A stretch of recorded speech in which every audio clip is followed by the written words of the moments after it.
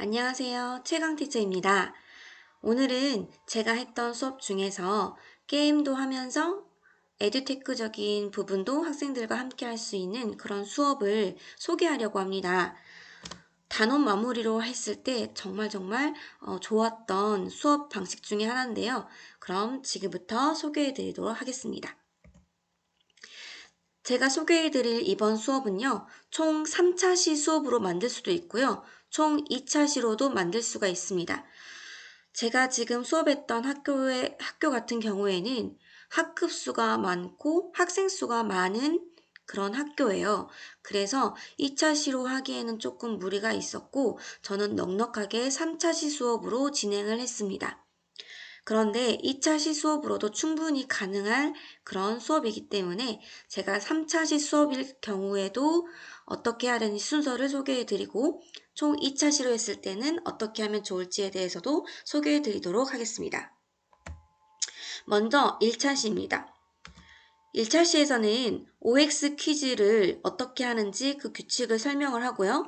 그 다음에 제가 만들어 놓은 OX 1라운드를 풀어보고 그 다음에 그 OX를 조별로 문제를 만듭니다.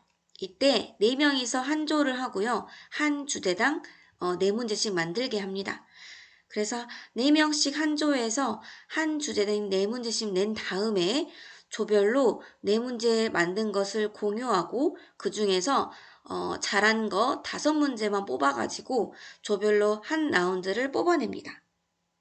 그 다음에 그것을 저한테 이제 검토하는 시간을 갖게 됩니다.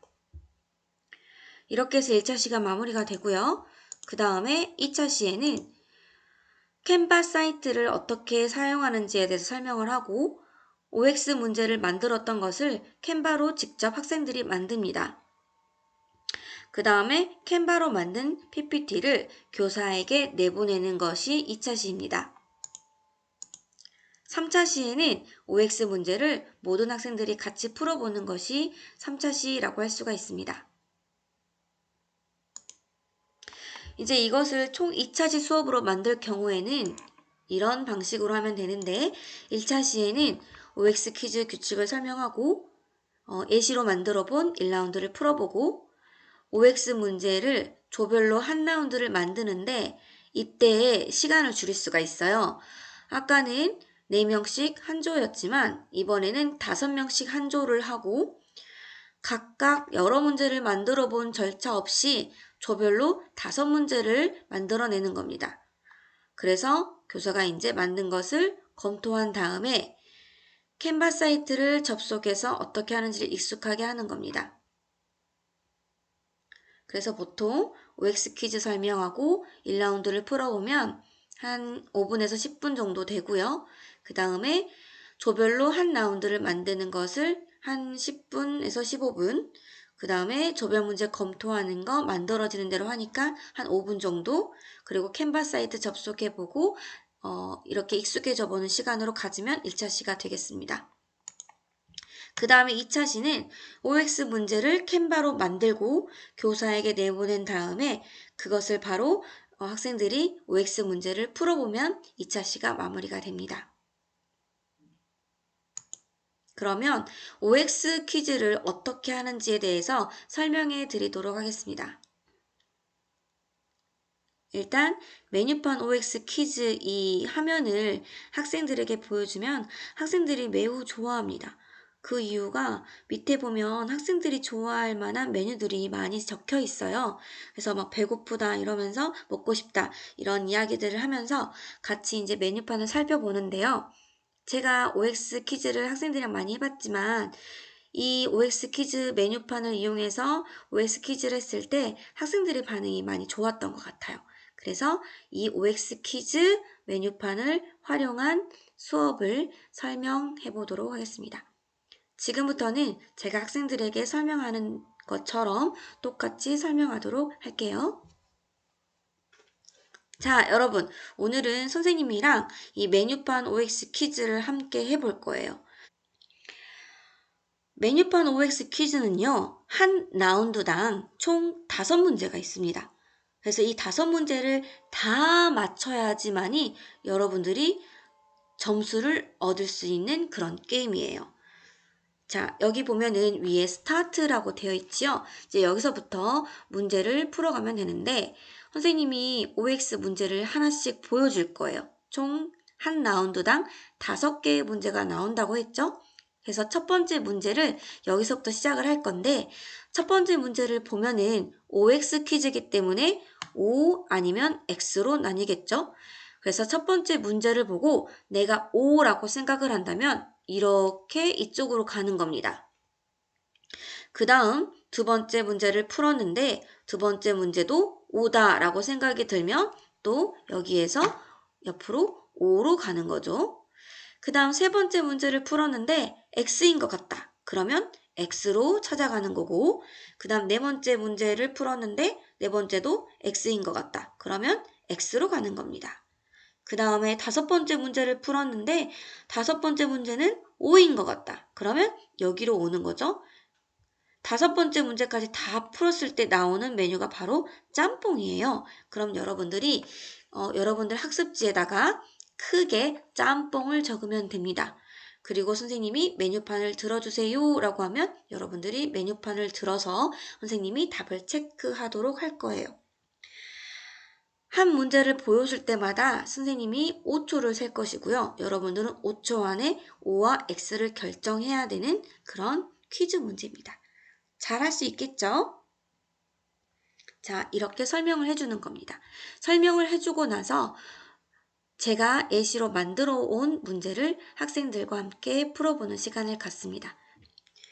이제 학생들과 OX 문제를 풀어볼 텐데요.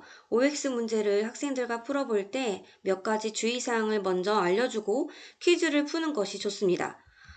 예를 들어서 이런 이야기를 해주는데 학생들한테 지금 이 시간은 지금까지 배운 내용을 점검하는 시간입니다. 시험을 보는 경건한 마음으로 진지하게 임해 주십시오. 답을 알고 있다고 답을 이야기하거나 일부러 틀린 답을 이야기하여 퀴즈 진행을 방해하는 학생은 메뉴를 맞추더라도 인정하지 않겠습니다. 5초 안에 여러분들이 잘 판단해서 OX를 선택하도록 하세요. 그리고 선생님들께서는 도전 골든벨 아나운서처럼 문제를 읽어주시고 마지막에 메뉴를 들어주세요 라고 할 때에는 목소리에 힘을 주어서 진행해 주시면 집중도가 더 올라가는 것 같습니다. 마지막에 메뉴를 적어주세요 하고 메뉴를 들어주세요 이렇게 해가지고 학생들이 메뉴를 딱 들고 있으면 이제 그 메뉴판들에 대한 내용들이 나오잖아요. 그래서 막 읽으면서 맛있겠다. 선생님도 이거 좋아하는데 과연 답일까? 이런 식으로 이야기를 하면서 학생들에게 분위기를 유도해주는 방법도 있습니다. 이 문제를 보여줄 때도요, 제가 직접 만든 문제를 사용하기보다는 학생들이 만들었던 문제를 예시로 사용해서 학생들에게 이 문제 또한 다른 반 학생들이 만든 문제 중에서 하나를 가지고 왔는데 우리 다 같이 풀어보자 라고 하면은 학생들이 조금 더 흥미를 갖는 것 같습니다. 이렇게 문제를 풀고 나서 전 학생들한테 OX 문제를 하는 이유에 대해서 조금 설명을 해줘요.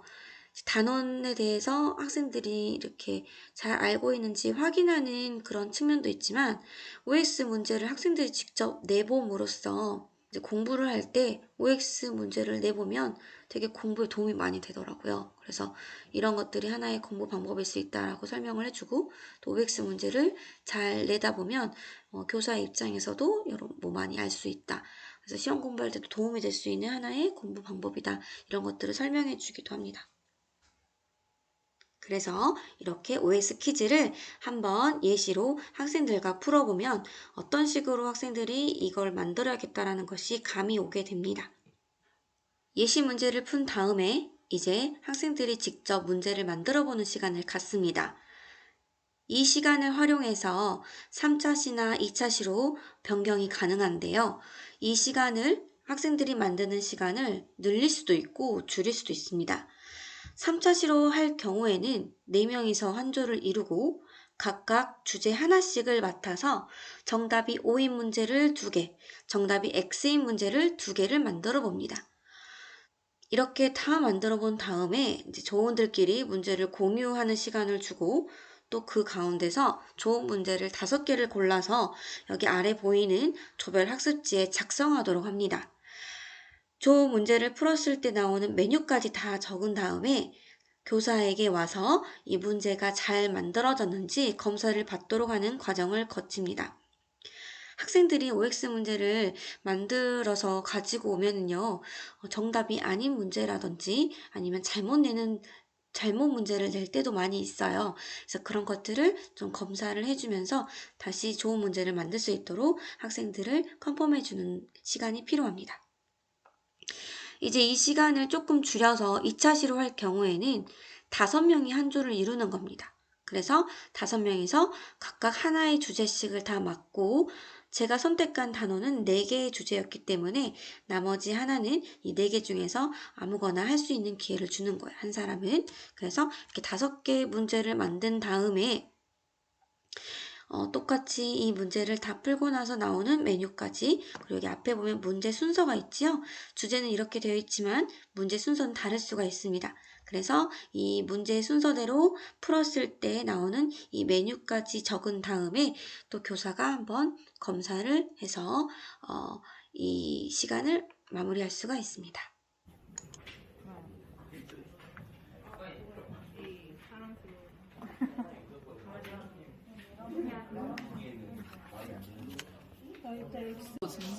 이거 좋다.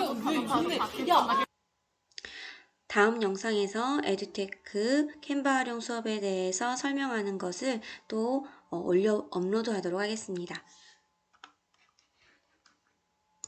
그 다음에 이제 캔바 활용 수업에 대해서 캔바라는 그 플랫폼을 설명을 해주는데, 이 캔바 활용 수업을 할 때도 학생들에게 들어가기 전에 이렇게 캔바 활용 수업하는 이유에 대해서 설명을 해줍니다. 선생님 학창 시절에는 수업을 할 때 종이에다가 나의 생각을 적고 나의 생각을 그림으로 표현하는 그런 수업들이 많이 있었는데, 점점 컴퓨터가 도입이 되고 컴퓨터 기술이 발달하면서 교사가 PPT를 활용해서 이런 수업들을 하기 시작을 했고, 또 지금은 모바일이 공급이 되면서 모바일로 상호 작용을 하면서 수업을 할 수 있는 그런 기회들이나 그런 기술들이 많이 늘어났다고 설명을 해줘요.